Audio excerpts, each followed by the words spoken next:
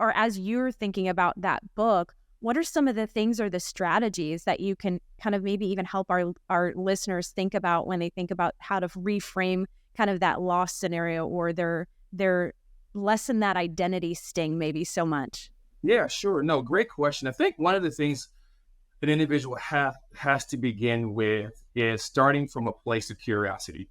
Starting from a place of curiosity is much more profound than starting from a place of not being able to, or from a place of loss. And here's the thing: people often say that change is hard, and I always say to them that no, change is not hard. People make change hard, because if I walk up to an individual and say, "Here's $100," and I give them that 100, and I give them that $100, most likely they're going to be happy and not resist that change. That's a change. Right. And so it's all about reframing it and how we look at the situation itself, because within every situation, while it may seem like a loss there, you have to look for the opportunity within that. And so what I always advise leaders is a couple of things, starting from a place of what don't you know about a thing, starting from a place of curiosity, leaving room for discovery. So therefore you can learn and understand what you don't know, and allow yourself to kind of go on this journey of not only self-discovery, but discovery for the organization too, as well. Part two of that is also really removing yourself from the situation. And that's super hard for leaders to do, because we do become so attached to our work, to the things we do. And we want to be passionate about our work. We want to be passionate about the initiatives and the projects that we work on.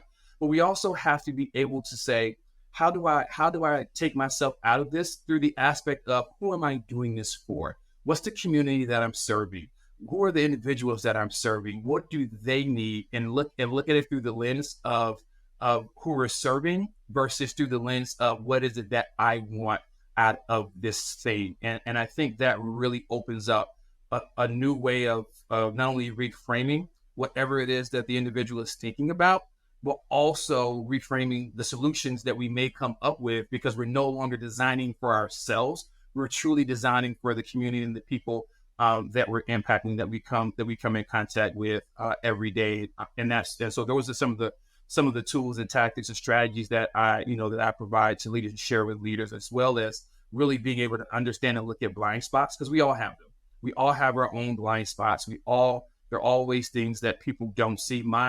My superpower and my seat of change management is being able to really look at blind spots and see things that others may not see, because I'm really looking at things from a holistic panoramic view and not just that one single thing. So being able to not only identify it, call it for what it is, and then understanding the connection that thing may have to the larger sum is truly important. And so I always encourage leaders to look at things that they may not think are directly impacting that change or that initiative or themselves, and think about how does that impact what's happening, whether it be your decision-making process or the actual solution itself.